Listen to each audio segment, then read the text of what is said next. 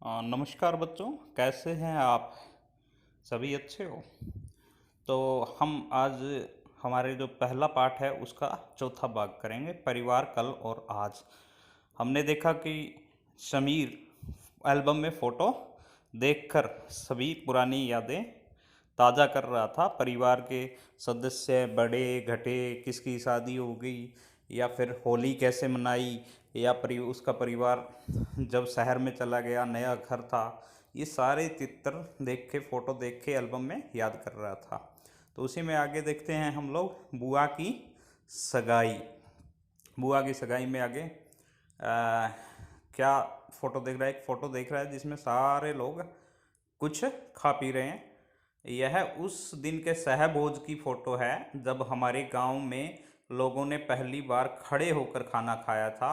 पहले तो गांव में पंक्तियों में बिठाकर पत्तलों में खाना खिलाया जाता था। मिट्टी के बर्तन बनाने वाली बत्तो काकी के परिवार को भी खाने के पर बुलाया था। तो ये उनके जो बुआ की सगाई का सहभोज है उसके चित्र दिखा रहा है कि कैसे लोगों को पहले खाना खिलाया जाता था।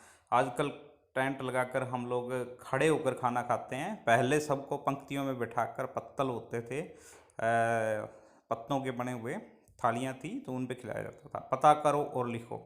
अपने दादा दादी माता पिता से पता करो कि उनके समय में शादी में किस तरह का भोजन बनाया जाता था। बच्चों, आपको पता करना है, उनसे पूछना है, आपने लिखना है कि पहले उनकी शादी में या दादा दादी की शादी में किस तरह का भोजन बनाया जाता था, और क्या क्या भोजन के अंदर वो बनाते थे, किस तरह की मिठाइयाँ होती थी उस समय, किस तरह का दूसरी चीज़ें, जैसे आजकल बहुत सारी मिठाई होती हैं, भोजन किस प्रकार परोसा जाता था।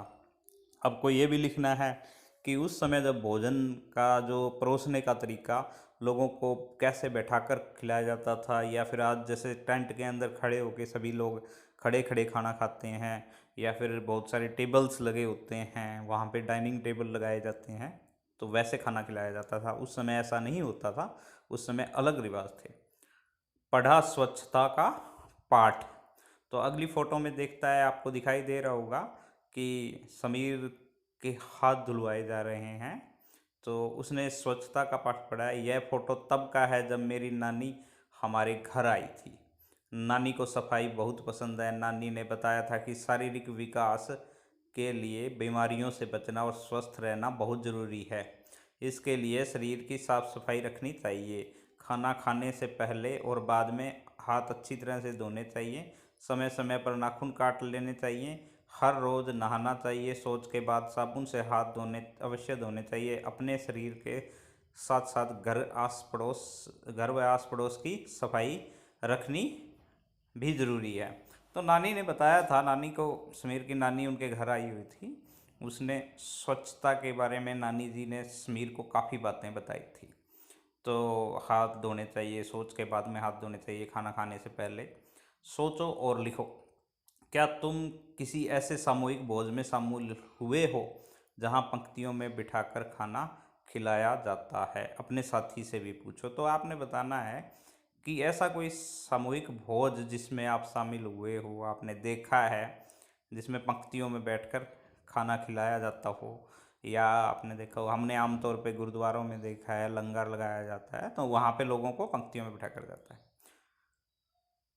तो अपने साथी से भी पूछना है। हमें स्वच्छता के लिए क्या करना चाहिए?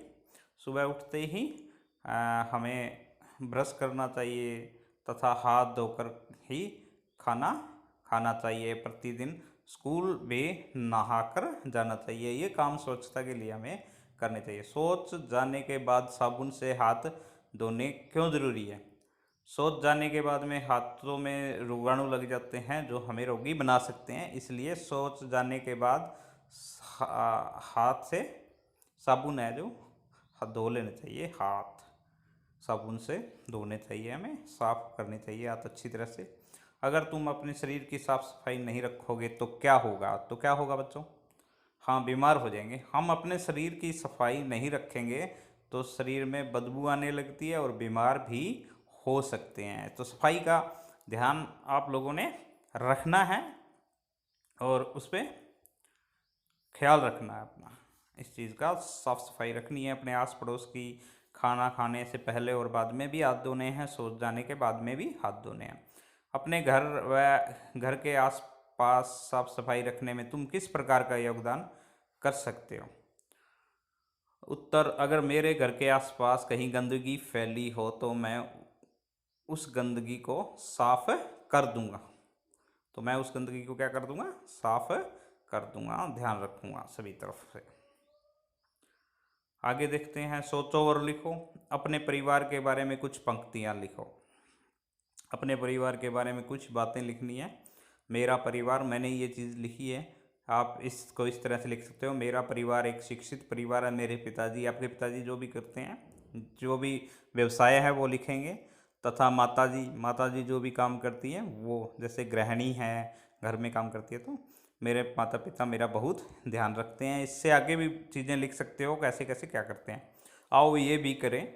अपने परिवार का परिवार वृक्ष बनाना है। ये देख सकते हो, हमने बनाया एक परिवार का परिवार वृक्ष। तो इस परिवार वृक्ष में कौन कौन सदस्य किस किस तरह से दिखाए गए हैं देख सकते हो। दादाजी, फिर दादी जी, फिर पिताजी,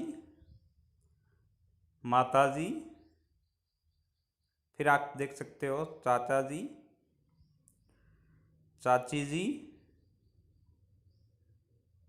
उसके बाद में आप बहन,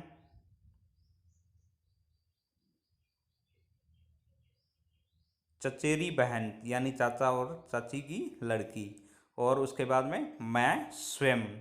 तो ये परिवार का परिवार वृक्ष बन गया। आप इसके अंदर ध्यानपूर्वक देख सकते हो इस चीज़ को।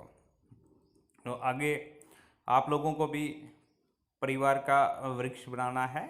आप अपनी कार्यपुस्तिका में इसको बनाओगे।